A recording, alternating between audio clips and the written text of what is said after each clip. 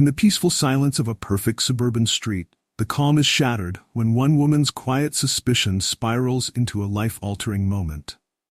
Marcus Carter is not just the new neighbor, he's the man everyone is watching, and one simple phone call may change everything. But what happens when assumptions collide with reality? Before we get started, make sure to hit that like button, subscribe for more exciting content, and let us know where you're watching from in the comments. Now, let's dive in. Marcus Carter had always dreamed of finding a peaceful place to settle down after years of living in the hustle and bustle of the city. The decision to move to a quiet suburb seemed like the perfect opportunity for him and his family to enjoy a slower pace of life. A well-regarded police captain with over 2 decades of service, Marcus had worked his way through the ranks, garnering respect in his profession. His wife, Jasmine, and their 16-year-old daughter Zara were excited for the fresh start, hoping for a sense of community in their new neighborhood. Their new home sat on a serene street lined with neatly trimmed lawns and white picket fences. It was the kind of place where children played in the front yard and neighbors exchanged friendly waves in passing. At first glance, it seemed idyllic, almost too perfect. Marcus, always vigilant by nature, felt a twinge of unease he couldn't shake. But he dismissed it. Maybe it was just the newness of it all. On the morning of their second week in the neighborhood, Marcus stood outside, adjusting the American flag they had mounted on their porch. It fluttered in the cool morning breeze as he admired their home, filled with pride for what he had worked so hard to achieve. His family was still inside, and he could hear Zara laughing with Jasmine as they prepared breakfast together. The scent of freshly brewed coffee wafted through the open window. Across the street, Sarah Thompson watched. Sarah had lived in the neighborhood for 15 years. She had seen families come and go, but she always stayed. A fixture in the community, she was known for her involvement in local events and her insistence on maintaining order. To Sarah, the neighborhood had a rhythm, a comfort in its predictability. People were friendly, knew each other, and most importantly, they followed an unspoken code of conduct. When Marcus and his family moved in, Sarah immediately took notice. She hadn't spoken to them yet, though she had caught glimpses of them from her window. Something about them unsettled her. Marcus seemed reserved, too quiet, she thought. He didn't fit into the mold she expected from her neighbors. Perhaps it was the fact that he was new, or maybe it was something else she couldn't quite put her finger on. She sipped her tea as she sat on her front porch, watching Marcus with a mixture of curiosity and suspicion. His presence unnerved her. The sight of him walking confidently in and out of his home didn't sit right with her. He didn't wave at her when he left in the mornings, and his routine wasn't as predictable as she preferred. She noticed him leaving the house at odd hours, sometimes early in the morning before dawn, other times late in the evening when most people were settling in for the night. As she watched him that morning, her mind began to wander. Why was he leaving so early? What did he do for a living? Why didn't she know anything about him? She had never seen anyone like him in their neighborhood before. These thoughts filled her with a growing sense of discomfort, though she would never admit that her feelings stemmed from something deeper, something prejudicial. She prided herself on being tolerant and accepting, but the nagging thoughts in her mind belied a bias she wasn't ready to confront. She decided to call her closest friend, Linda, who lived a few blocks away. Linda was always willing to listen to Sarah's concerns. "Linda, I don't know what to make of the new family across the street," Sarah began, her voice low as though she were sharing a secret. "They're different. I've seen the husband Marcus coming and going at strange times. He doesn't seem to talk to anyone." "Oh, really?" Linda's voice crackled through the phone. "What do you mean by different?" "I don't know, just something feels off," Sarah hesitated. "I don't want to jump to conclusions, but he doesn't seem like the type of person we usually see around here." "Have you tried talking to them?" "Not yet, but I will. I just think it's important to keep an eye out, for the safety of the neighborhood." The conversation drifted to other topics, but Sarah's mind remained focused on Marcus. She convinced herself she was doing the right thing by being cautious, by keeping her distance. Her intentions, she thought, were noble.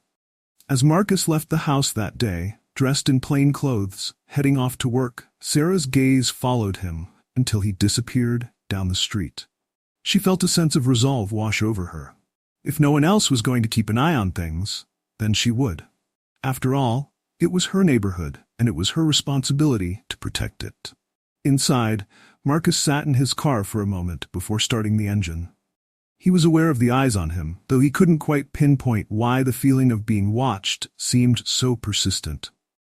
He had lived through enough experiences in his life to know when he was being judged. He had seen it in the faces of people he encountered on the job, people who assumed things about him before they even knew his name. But this was supposed to be different. This was his home now. He brushed the feeling aside, focusing instead on the day ahead. He had a lot of work waiting for him at the precinct, and he wasn't going to let neighborhood drama cloud his mind. Still, a lingering thought gnawed at him. Maybe peace wouldn't come as easily as he had hoped. Back inside the house, Jasmine watched her husband drive off. She could see the weight he carried, even when he didn't say anything. Zara, oblivious to the undercurrents around her, asked her mother what they were doing that weekend. Jasmine smiled warmly, keeping her own worries hidden for now. For her family's sake, she would do everything she could to make sure this move was the fresh start they deserved. As the morning sunlight filtered through the windows, the neighborhood seemed as peaceful as ever. But beneath the surface, tensions were quietly brewing, unspoken and unnoticed by most, but slowly weaving their way into the fabric of everyday life. The next few days unfolded much like the previous ones. Marcus and his family went about their daily routines, trying to settle into the rhythms of their new life in the quiet suburb. But for Sarah Thompson, the sense of unease surrounding Marcus was steadily growing. Every day she found herself watching him a little more closely, seeking out clues to justify her discomfort. Sarah's observations started innocently enough. She noticed Marcus's early morning departures, sometimes before the sun rose, and his late returns, sometimes long after the sky had darkened. To her, it was odd, unusual. The other men in the neighborhood had predictable routines. They left at 7:30 a.m., they returned by 6 p.m., they mowed their lawns on weekends, and they waved to each other from across the street. Marcus was different. He didn't fit into the pattern she was used to, and it gnawed at her. One afternoon, as Marcus worked in his front yard trimming hedges, Sarah decided to casually approach him. She had been rehearsing what she would say for days, but now that the moment was upon her, she felt a nervous flutter in her stomach. Why was she so uneasy? She wasn't doing anything wrong, just being neighborly. That's what she told herself. "Hey there," Sarah called out as she crossed the street toward Marcus. Marcus looked up, wiping the sweat from his brow. He smiled politely, though the smile didn't quite reach his eyes. He had sensed, from the first few days of living here, that this woman had been watching him. It wasn't overt, but it was enough to make him feel unsettled. He had dealt with enough passive hostility in his life to recognize when it was happening. "Good afternoon," Marcus responded, trying to keep his tone neutral. "I'm Sarah, from across the street," she began, her voice bright and friendly, though there was an edge of tension beneath it. "I thought I'd come over and introduce myself. I noticed you and your family moved in a couple of weeks ago." "Nice to meet you, Sarah. I'm Marcus," he said, standing up straighter. He was polite, but kept the conversation short. He wasn't sure where this was going, but he wasn't in the mood for small talk, especially with someone whose gaze felt more scrutinizing than welcoming. "How are you settling in? Everything going okay?" Sarah continued, her hands fidgeting nervously at her sides. "We're doing well, thank you. Just getting used to the new place," Marcus replied, his eyes searching hers, trying to figure out what she was really getting at. That's good, Sarah said, nodding a little too eagerly. "You know, I've lived here for a long time, about 15 years, and it's always been such a safe neighborhood. Everyone knows each other, looks out for each other." Marcus felt the subtle undertone in her words. The implication wasn't lost on him, though she likely thought she was being subtle. He had heard this kind of conversation before, the kind where concern was thinly veiled behind vague words like safe and orderly. It didn't take much reading between the lines to understand what she was really getting at. It's great to know the neighborhood is safe, Marcus replied, his voice steady. That's why we moved here. Sarah smiled, but there was an awkward pause. She was clearly struggling with something else she wanted to say, but couldn't quite find the words. Marcus decided not to linger, sensing the conversation was veering into uncomfortable territory. Well, it was nice meeting you, Sarah. I should get back to this, he said, gesturing to the head she was trimming. Sarah hesitated, but then nodded. Of course, of course. If you ever need anything, you know where I am, she said, her voice trailing off as she turned to leave. As she walked back to her house, Sarah felt conflicted. On the surface, the conversation had gone well enough. Marcus seemed polite, calm even, but there was something about him that still bothered her. His cool demeanor, the way he carried himself, it didn't match the image she had in her head of someone who was just another neighbor. Once inside her home, Sarah sat down at the kitchen table, drumming her fingers on the wood as she thought. She couldn't shake the feeling that Marcus wasn't who he appeared to be. She picked up her phone and called Linda again. I talked to him, Sarah said without preamble as soon as Linda picked up. Who? The new neighbor? Linda's voice was muffled by background noise. Yeah, Marcus, Sarah replied, her voice low. I don't know, Linda, something still doesn't feel right. Did he say anything strange? No, not really, Sarah admitted. But he just seems so secretive. I mean, he leaves at odd hours, and he doesn't really interact with anyone, and he's always so calm, like nothing bothers him. It's like he's hiding something. Maybe he's just a private person, Linda suggested. Not everyone is as friendly as we are, Sarah. I know, but I just feel like I should keep an eye out. I mean, for the sake of the neighborhood. You never know these days. Linda was silent for a moment, and then she sighed. Just be careful, Sarah. You don't want to jump to conclusions. Maybe it's nothing. Maybe, Sarah echoed, though her tone said otherwise. As the days went by, Sarah's observations of Marcus became more intense. She noticed every small detail, from the times he left the house to the packages he received. She even started taking pictures from her window, convincing herself that she was doing the neighborhood a favor by keeping a record. Meanwhile, Marcus remained unaware of the growing suspicions around him. He was too focused on his job, too immersed in his role as a leader at the precinct to notice the way eyes lingered on him when he came home. His wife, Jasmine, had started to feel the shift, though. When she went to the grocery store or took a walk around the neighborhood, she noticed the polite but distant smiles from their neighbors, the way conversations would drop off when she passed by. One afternoon, Jasmine mentioned it to Marcus. Have you noticed how the neighbors look at us? She asked as they sat at the dinner table. Marcus looked up, surprised. What do you mean? They're friendly, but cold. Distant. Like they're watching us. Waiting for something. Marcus frowned, glancing out the window. He had noticed some strange looks from time to time, but he hadn't thought much of it. I guess I've been too busy to pay attention. I don't like it, Jasmine said quietly, her voice tinged with unease. Marcus reached across the table and took her hand. Don't worry, we'll be fine. They just don't know us yet. But deep down, Marcus couldn't shake the feeling that Jasmine was right. Something in the air had changed. And as much as he wanted to believe that it was just the normal awkwardness of being new to the neighborhood, he couldn't ignore the growing tension he felt every time he stepped outside. And across the street, Sarah Thompson continued to watch. As the days stretched on, Sarah's obsession with Marcus deepened. Her initial suspicion had ballooned into a near-constant vigilance. She found herself watching from her window at all hours, her phone always within reach. She had convinced herself that Marcus's behavior was more than just unusual. It was dangerous. There had to be something behind his calm exterior, something that justified her unease. In her mind, she wasn't just being cautious, she was protecting her neighborhood. It was a crisp autumn evening when Sarah's suspicions reached their peak. Marcus had been leaving for work early in the mornings, sometimes before dawn, and returning home late, well after dark. It wasn't entirely unusual, given his demanding job as a police captain, but Sarah didn't know that. She only saw a man who seemed to be operating on strange schedules, a man who didn't make an effort to integrate into the neighborhood. That night, she saw him arrive home just after sunset. He was dressed in plain clothes as usual, jeans and a hoodie, nothing that would indicate his profession. To Sarah, it only added to her paranoia. She watched as Marcus parked his car, stepped out and quietly walked up his driveway.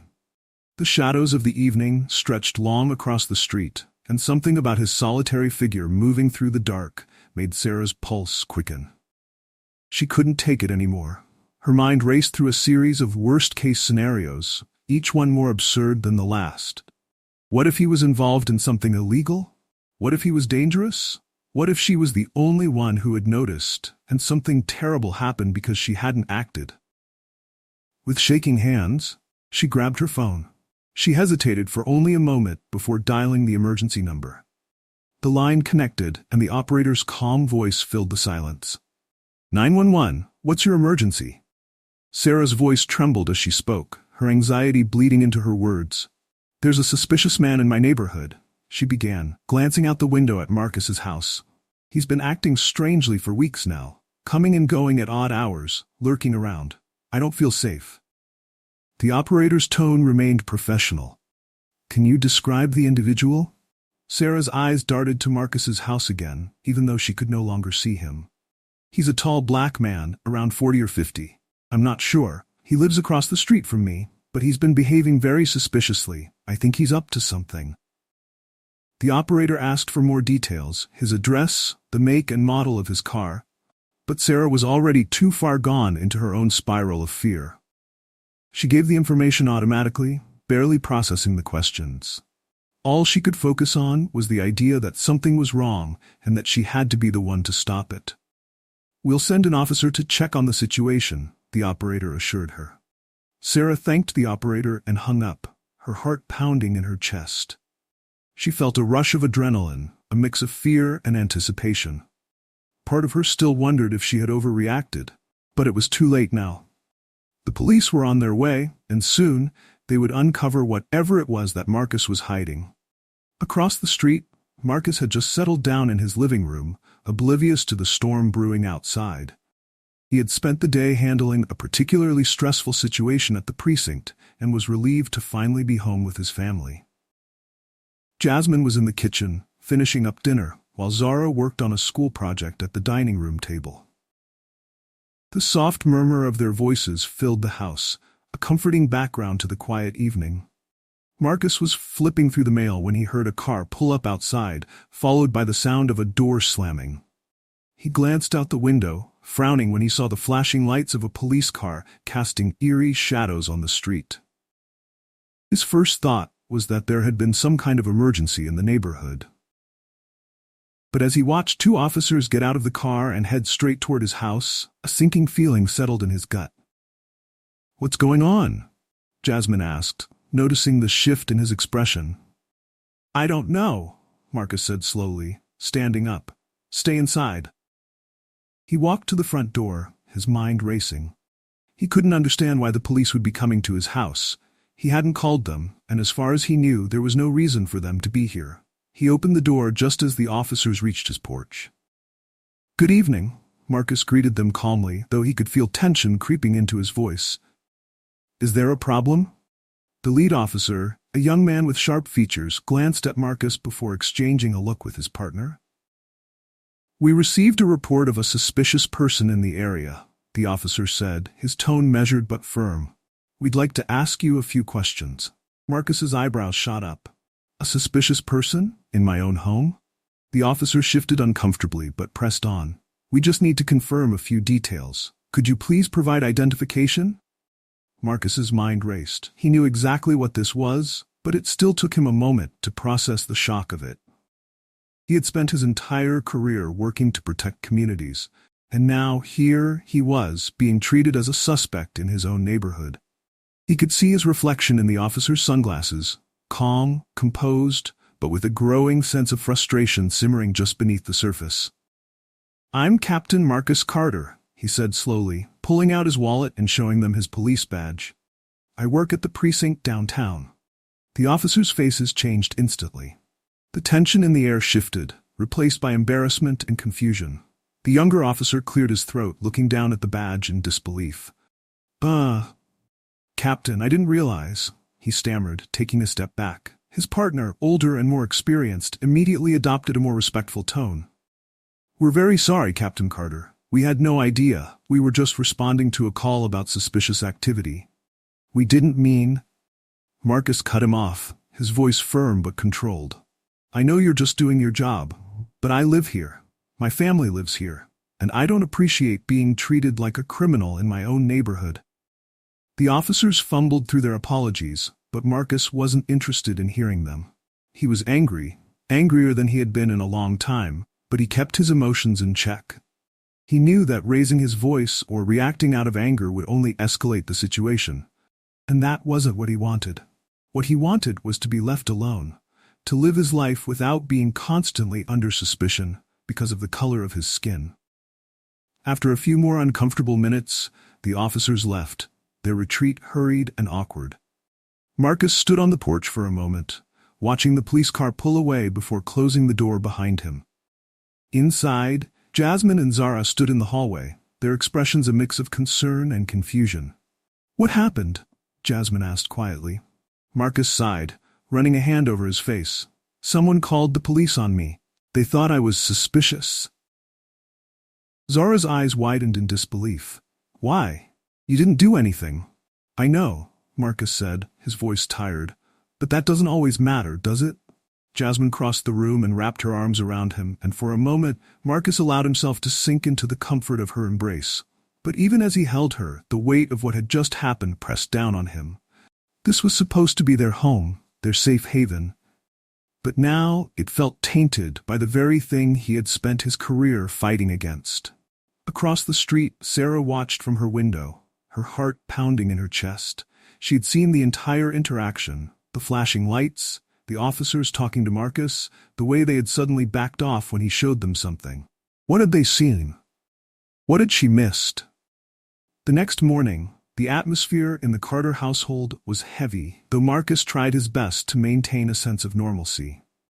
The night before had been a harsh reminder of the realities they couldn't escape, even in a place that was supposed to represent peace and safety.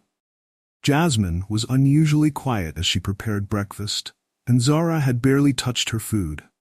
The weight of the previous night's events hung over the family like a dark cloud. Marcus, sitting at the kitchen table with his coffee, glanced at his wife and daughter. He could sense their unease, feel their silent questions lingering in the air.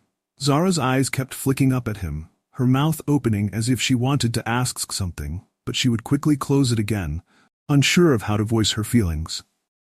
"Zara," Marcus finally said, his voice gentle but firm, "you know you can talk to me about anything. If something's bothering you, just say it." Zara looked at him, her expression conflicted. I don't understand. Why would someone call the police on you? We just moved here. You're not doing anything wrong." Marcus sighed, setting his coffee down and folding his hands on the table. "That's the problem, sweetheart. Sometimes people don't need a reason. They see something they don't understand, or something that doesn't fit into their idea of what's normal, and they react." "But that's not fair," Zara said, her voice rising with frustration. "You didn't do anything. You work with the police. How can they not know who you are?" Jasmine stepped in, placing a comforting hand on Zara's shoulder. "It's not about fairness, baby. It's about how people see us, how they make assumptions based on nothing but appearances." Marcus nodded, his eyes dark with the weight of his own experiences. "What happened last night wasn't just about me. It's something that happens to a lot of people who look like me, no matter what they do or who they are. It's the result of prejudice, of fear based on ignorance. It doesn't matter that I'm a police captain. What mattered to them in that moment was what they saw." Zara slumped in her chair, her frustration giving way to sadness. "I hate it," she muttered. "I hate that we have to live like this." Marcus felt a pang in his chest as he looked at his daughter. He had always tried to protect her from the harsh realities of the world, but now she was seeing them up close, and it hurt him deeply. He wished he could tell her that things would get better, that this was just an isolated incident, but he knew that wasn't the truth. Jasmine sat down beside Marcus, her expression somber. "What are we going to do?" she asked quietly. "I'm going to the station to deal with it," Marcus replied, his voice steady. "I want to make sure there's a record of what happened. I'll talk to the officers who responded and explain the situation. I don't want any more trouble." Jasmine nodded, though her worry was still evident. She knew Marcus was right to handle things through official channels, but she also knew that this was a personal matter. No amount of professionalism or rank could change the fact that they were being judged unfairly in their own neighborhood. Later that day, Marcus left for the station, but as he drove through the quiet streets, he couldn't shake the sense of betrayal that gnawed at him. He had moved to this suburb with hopes of giving his family a better life, away from the stresses and dangers of city life. Yet here they were, facing the same prejudices he had spent his career trying to dismantle. As he approached the station, Marcus felt his phone buzz in his pocket. Glancing at the screen, he saw that it was one of his colleagues, Officer Daniels, the same officer who had confronted him the night before. Marcus hesitated for a moment, then answered. "Captain Carter, I just wanted to apologize again for last night," Officer Daniels said, his voice genuinely contrite. "We had no idea it was you when we arrived. We were just responding to the call, and I know it got out of hand." Marcus gripped the steering wheel, his jaw tight. "I understand you were doing your job, Daniels," he said evenly. "But that's not the point. The fact that I had to prove who I was in my own home to avoid being treated like a criminal, that's the problem." There was a brief silence on the other end of the line. "I get that, sir.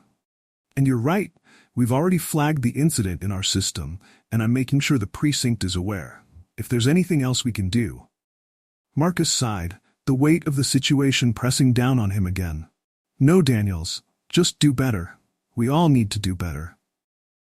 After the call ended, Marcus sat in his car for a moment, staring at the precinct building. He had spent his life enforcing the law, working to protect people, and now he was the one who needed protecting, from the very system he had dedicated himself to. It was a bitter pill to swallow. Meanwhile, back at home, Sarah Thompson couldn't shake the uneasy feeling in the pit of her stomach.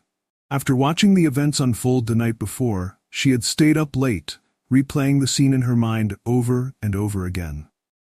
When the police had arrived at Marcus's house, she had felt a sense of vindication. Finally, someone was going to look into what was going on. But when they left so quickly, after Marcus showed them something, her certainty began to crumble. What had he shown them? Why had they left so abruptly?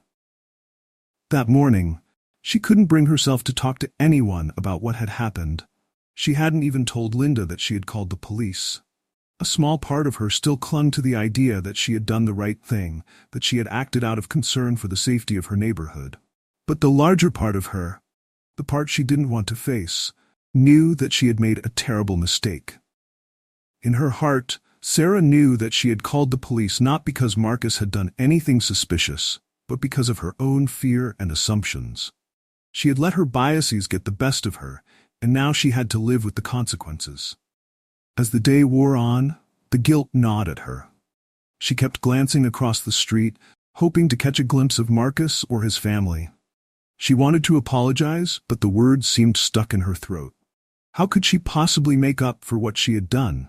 How could she face him after treating him like a threat in his own home?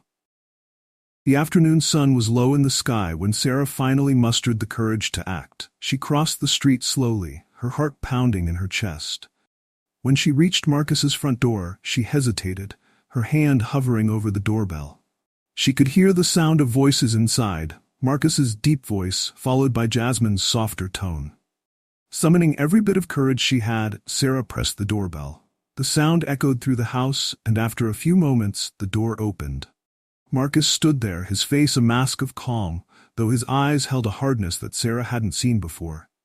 Behind him, she could see Jasmine, watching cautiously from the living room. "Sarah," Marcus said, his voice neutral. "What can I do for you?" Sarah's throat tightened, and for a moment, she couldn't speak. She had rehearsed this moment in her head, but now, standing in front of Marcus, all her words seemed inadequate. She began, her voice trembling. "I wanted to apologize for last night. I was the one who called the police." Marcus's expression didn't change, though Sarah thought she saw a flicker of something. Disappointment, perhaps, pass through his eyes. He didn't speak, waiting for her to continue. I don't know what I thought, Sarah admitted, her voice small. I was scared. I let my assumptions get the better of me, and I was wrong. I'm so sorry.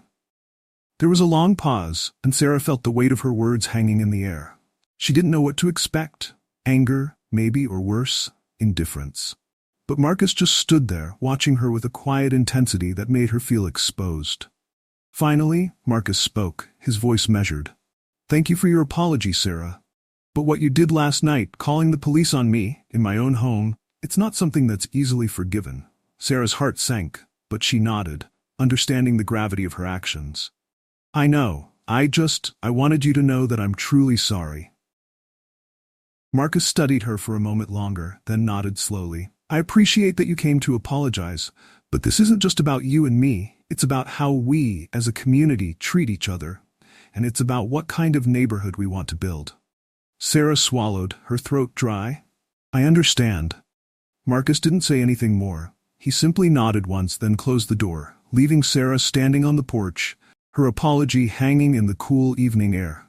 She turned and walked back to her house, her heart heavy.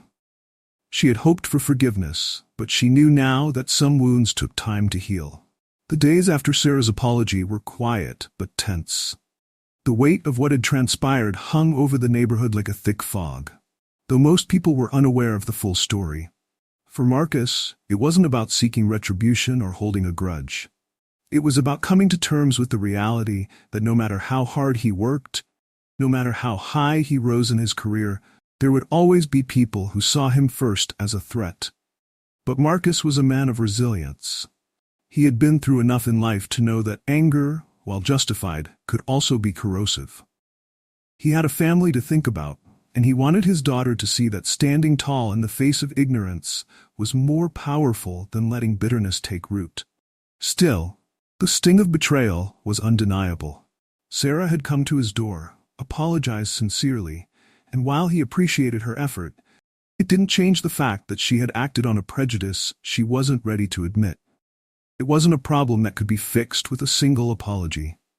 It was deeper, more systemic, a reflection of the world they lived in, a world that he had to help his daughter navigate with caution. A week after the incident, Marcus was sitting in his living room, quietly reading when Zara entered the room. Her usual vibrant energy was subdued, and Marcus noticed it immediately. She sat down next to him, hugging her knees to her chest, and looked at him with wide, serious eyes. "Dad?" she began, her voice soft. "Are things ever going to get better?" Marcus put his book down and looked at her, knowing exactly what she meant. This wasn't just about what had happened with Sarah or the police showing up at their door. It was about the larger world Zara was beginning to understand. A world where people like her father, and even herself, were seen as different, simply because of the color of their skin. "I hope so, Zara," Marcus said, his voice calm but laced with the sadness of a man who had seen too much. "I really do, but it's not going to be easy. Things like this, what happened last week, they've been happening for a long time, and change takes time." Zara sighed and leaned her head against his shoulder. "I don't understand why people can't just see us for who we are. Why do they have to assume the worst?" Marcus paused, considering how best to answer. He didn't want to burden his daughter with the full weight of the world's injustices, but he also didn't want to sugarcoat the reality of the situation. "People make assumptions because it's easier for them," he said slowly. "They see what they want to see, and sometimes that's based on fear or ignorance.